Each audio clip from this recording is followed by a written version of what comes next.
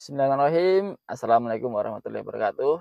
Halo sahabat semua. Jadi pada kesempatan kali ini akan saya berikan tutorial atau tips ya. Kapan kita harus menggunakan kopling. Kapan penggunaan kopling yang tepat pada mobil manual. Karena kebanyakan eh, pemula yang saya temui itu dia setiap ngerem itu pasti ngopling. Nah, itu kebiasaan yang kurang baik atau yang keliru. Jadi, langsung saja kita praktek jalan kapan saat yang benar kita menggunakan kopling. Langsung simak saja videonya teman-teman semua. Semoga bermanfaat dan bisa dipelajari. Ya, jadi ini posisi netral. Ini posisi netral, posisi handrem masih terpasang.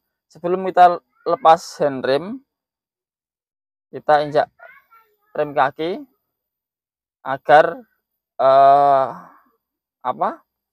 mobil tidak jalan. Kita injak rem kaki, lepas rem tangan, kopling, masukkan gigi 1, lepas rem perlahan. Kalau mobil nggak jalan berarti aman, posisi jalan datar.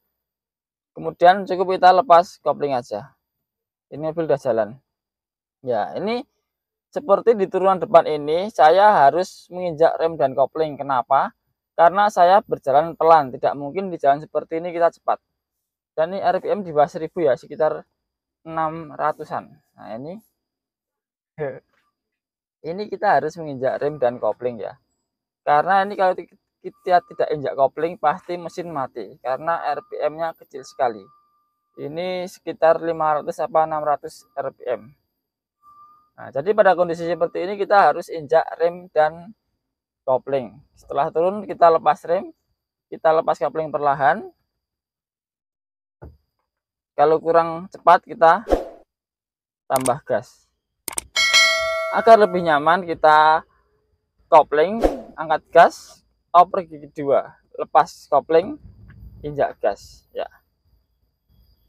Di depan ada turunan lagi. Apakah diperlukan kopling dan rem?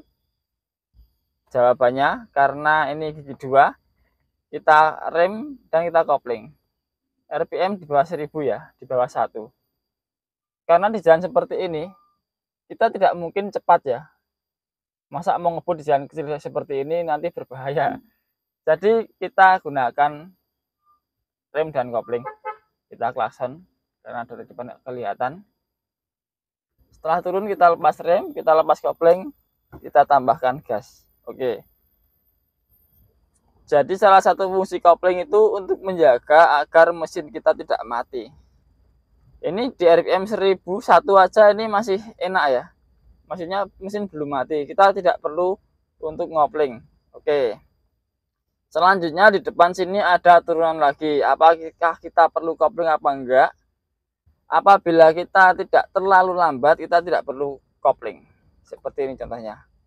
Ini karena turunan RPM masih 1000, mesin masih aman, belum tersendat-sendat seperti mau macet. Ini cukup kita rem aja. Kita rem. Ini saya juga belok, agak turun belok ya. Bro. Ini ya, ini kita tidak perlu kopling. Tadi saya sempat mau ngopling karena ada motor dari arah sana. Ini karena kita masuk gigi 2 dan RPM masih di bawah 1000 sedikit, masih aman, mobil belum terasa mau nyendet, kita tidak perlu kopling. Ini juga lagi nih, turunan lagi nih. Ini karena kita ketemu motor, kita harus pelan ataupun berhenti, maka kita injak rem dan kopling agar mesin tidak mati. Kalau udah kita lepas lagi kopling. Oke, kita tinggal tambah gas. Ya, seperti ini. Depan tanjakan, apakah di tanjakan kita harus kopling? Jangan ya. Jadi kalau di tanjakan itu kita tidak boleh melakukan kopling. Karena kalau di kopling, setengah kopling itu tenaga tidak powerful. Jadi kita harus lepas kopling penuh agar tenaga powerful. Oke. ini coba kita putar sini aja.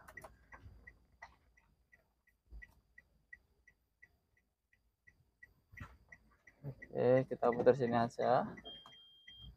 Kita mundur.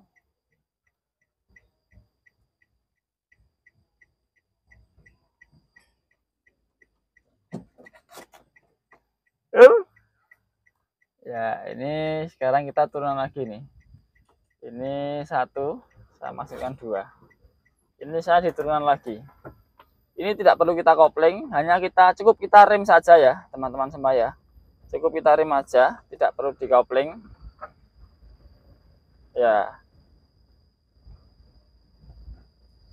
Selesai turunan, kita pindah. Ini tidak saya kopling, tidak saya gas, dan tidak saya rem. Ini mobil masih jalan. Kita kembali lagi. Tadi kita turun, sekarang kita naik. Kapan saat kita naik harus menginjak kopling. Nanti kita praktekkan di tanjakan yang terakhir itu. Kita perlu kopling sedikit. Ini masih belum perlu kopling. Cukup digas saja. Oke, jadi seperti itu. Jangan setiap rem ngopling, jangan ya, itu keliru. Jadi kita penggunaan kopling seperti itu tadi hanya menjaga supaya mesin tidak mati dan apabila kita mau oper gigi saja. Ini kita tidak perlu kopling, tinggal gas saja, masih bisa. Tanjakan ini kita cukup gas. Aduh, itu ketemu motor ya. Oh, motornya minggir, oke. Terima kasih. Ini kita cukup gas saja, nggak perlu kopling. Good, Bang. Ya itu ya, kalau kita di desa itu setiap ketemu menyapa ya, seperti itulah adat istiadat di desa. Ya, ini turunan sedikit, kita tidak perlu kopling. Kita rem aja agar tidak terlalu cepat. Nah, kemudian di tikungan yang tajam ini, kita nggak mungkin naik di sini cepat. Ini agak nanjak, jadi kita oper gigi 1, teman-teman semua. Oke, kita berhenti, pastikan depan kosong, kita klakson, oper gigi 1. Nah, pada saat ini kita perlu setengah kopling agar halus. Ini kita gas sambil lepas kopling. Kalau udah jalan baru lepas kopling penuh, gas saja cukup ya. Ini udah naik, kita kopling oper gigi 2. Oke, kita lepas. Tanjakan di sini juga nikung dan nanjak. Kita tidak bisa cepat karena berbahaya. Jadi kita harus oper gigi 1 lagi, kita kopling, turun gigi 1. Ya, kita naik. Perlahan, kita lepas kopling, gas penuh. Oke.